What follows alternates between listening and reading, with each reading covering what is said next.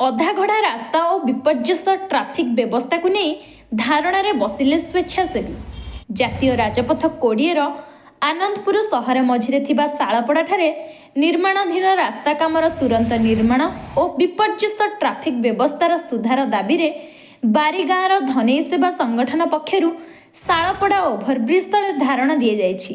एहाकु नै घटनास्थल रे ट्राफिक समस्या देखा देइछि। घसीपुरा पुलिस घटनास्थल रे पहुंची ट्राफिक नियंत्रण करिछि। 20 नंबर जातीय राजपथ आज्ञा पानी कोली ठारू राजमुंडा सबुठारू गुरुत्वपूर्ण रास्ता है शालपड़ा छक जो छक उपर 4 गोटी जिलार लोक निर्भर करती। केन्दुझर जिला, जाजपुर जिला, मयूरभंज जिला, भद्रक जिला। कि दुखर कथा जो रास्ता पाई जो रास्ता रे प्रत्येक दिन हजार हजार ट्रक एवं गाड़ी घोड़ा हजार हजार जनता चलापथ अच्छी से रास्ता आज अधपंथ पड़ी।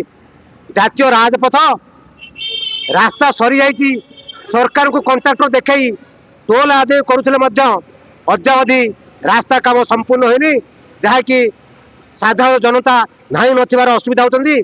प्रत्येक दिन धन जीवन क्षति होची, ट्रैफिक समस्या होची। आज जे पंथ रास्ता काम तुरंत निर्माण होनी अधा पंथरा पड़ी जे पंथ संपूर्ण होने से पंथ धारणा चालू रहिबो। काम न होइतबा जोगो जानवाहन चलाचल करिबारे असुविधा होउची। वर्तमान यार पोल काम चालू रही रास्तार उभय पार्श्व थिबा सर्विस रोड रे भारी जान छाड़ी देवाई सरकार तरफ निष्पत्ति होती। कंट्राक्टर ताहाको कार्यकारी करुच्ची। जदि सर्विस रोड रे भारी जान यातायात करेंगे यही रास्ता कड़े और आखपाख अंचल थिबा कॉलेज विद्यालय सरकारी ऑफिस और गाँ गहली लोक बजार सहर लोक कौटे देखिए जांच करेंगे। यहाँ गोटाए प्रकृत रे समस्या एथपाई प्राय 15 ରୁ 20 जन लोक यही जगार प्राण त्याग कले। तथापि एपर्यंत ठिकादार ए कथा चेतुना बारंबार हेला कर चली।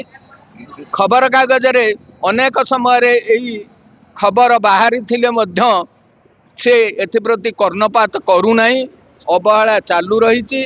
रास्तार लोक मैंने जापरूना धूली धुआं अतिष्ठ हो गले।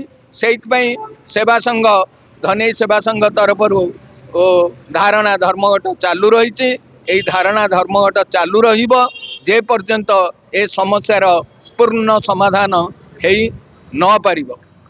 Bureau report Time TV.